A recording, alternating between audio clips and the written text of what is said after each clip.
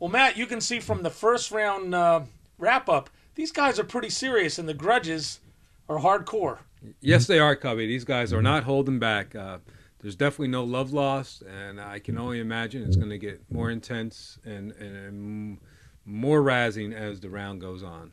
And Matt, you know, normally when we follow these groups, there's a lot of silence out on the course, a lot of tension. But here, for a grudge match, they're really going at it and giving it to each other. Yeah, it's a little different from what we're used to seeing. You know, you follow in the lead group nice and quiet and respectful. Well, these guys, they have respect for the game and the course, but they really don't have respect for each other. They're really going to go at it. They're going to work each other and let each other know that this putt, it means something.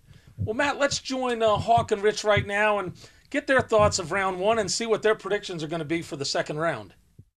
All right, one round is over. Rich has got Hawk by 4 strokes. Talk about that. Well, the tattoo is very distracting. I mean, you have to look at that pensive Wolverine tattoo sitting on a pylon at the water's edge, and it's very difficult to focus on what you're doing. Hey, and the 24-inch pythons, you know, he has to worry about that. But, so Hawk did take a stroke from me on the very first hole, and then after that went flat and obviously couldn't get anything going. Well, obviously I'm not making 15-foot putts, and I'm not totally worried about that right now because you'll just completely wear out second round, as usual. 4 strokes, not nearly enough. Well, I had one bad hole, and then otherwise it would have been 6 strokes. But instead, it's still 4 strokes. Not nearly enough. I think we all know that. It's not nearly enough strokes for him. So, well, what will this do to your rating, Hawk? I seem to think this might be a sub-900 round for you. God, I hope so. Just to give you hope to keep going. Otherwise, you'll just throw in the towel before we get to September. How about this series? Who's up, and what's this going to do to our little battle here? Well, I'm at 952. He's at 926. This helped him a little bit because he probably got me by 28 points or so that round. But there's a second round, and he's got no second round stamina. Okay, who's got the most wins between the two of you this year? Well, that would naturally be me. I was totally destroying him in ice bowl wins. But when I only the season played went one official, ice bowl. we had a little bit of an issue there. I got on top of him the first tournament, I think, and then after that he just smacked me around. Like 5 in a row or something. Like 3 in a row, but Who's counting? who's counting? All right, what are we going to see in the second round, and how's it going to play out here? He will tire out and collapse. 4 strokes, not nearly enough for him to survive over 18 holes. So I'm figuring I get out of here with 1 or 2 ahead of him overall at the end. Negative. I would dominate you. I would take your women and your money, and I will. We've already ascertained I have no women here today. Yes. You never have women, Hawk. I built Rockford. So about this collapse, going to happen on what holes? Well, we have a saying in Belgium that it's not over till the fat man collapses, and I definitely see that coming here. Probably about 7 holes into this. Depends on what hole we start off on. If we get him out in the field early, I'll reel him in and it'll be over with. If we start in the woods, he'll hang around for a little bit, and then I'll take him out in the field and beat him. Yeah, I think I have the definite advantage in the woods holes. Hawk seems to find every tree going down. He thinks he's a woodcutter. It's from his days back in Belgium when he was a woodcutter. He likes to hit the trees with his discs. So what's this going to do to everyone's pride here, to the one who loses? Well, Dick lost his pride in 2005, so that's really not an issue for him anymore. Pride? What is pride? I have no pride. Look at that. Look at what he's wearing. Come on. Hey.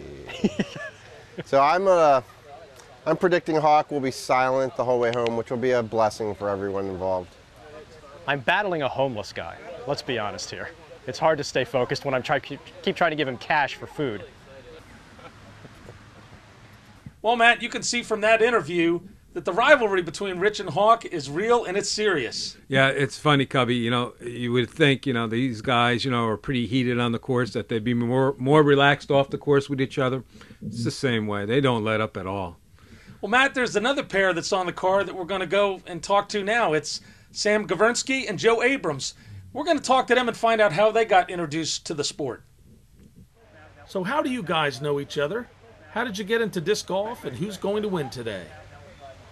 Ultimately, Joe and I started playing disc golf on the exact same day, and we went out there with lids to Bluemont Park and met a bunch of folks out there, and they gave us some real plastic, and we started playing on the same day, and ever since we pretty much go out and try to beat each other for tags every single day.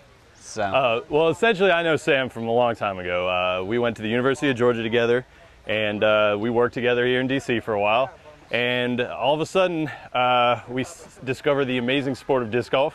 And since that day, we don't care about tournaments or scores or player ratings. We just care about kicking each other. Now, I will say that currently this season, I believe the record is 26-13, 27-13. I knew that was going to come up. At least I knew that was going to come twice up. the number of his victories. Completely false records. It started out 10-0 at the very beginning of the season. I got married about a month ago, so I'm blaming it on my wife. And so if it weren't for that, the little break right there, the score would be much more I will tight. say, off of the disc golf course, I love this guy. He gave me my first real job. But on the disc golf course, there's nobody I hate more than Samuel Gavernsky. Anyway, I'm going to win today.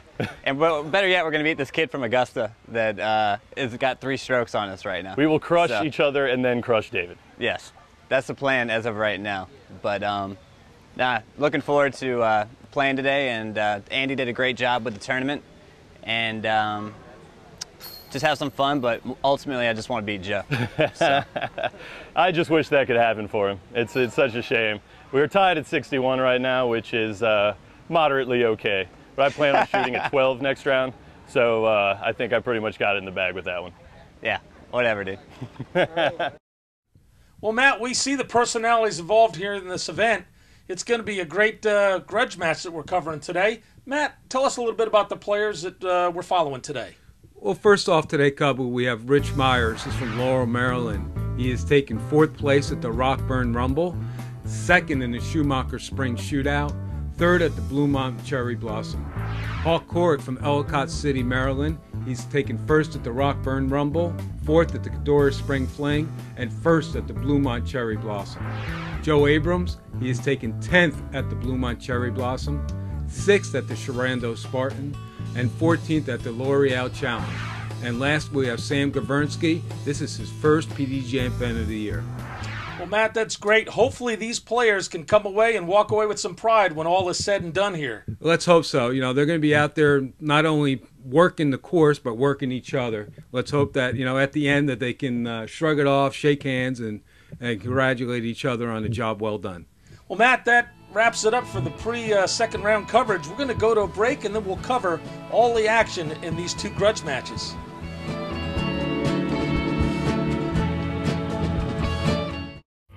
Hi, I'm Val Jenkins, and you're watching Disc Golf Monthly, the show that brings you one step closer to the exciting sport of disc golf.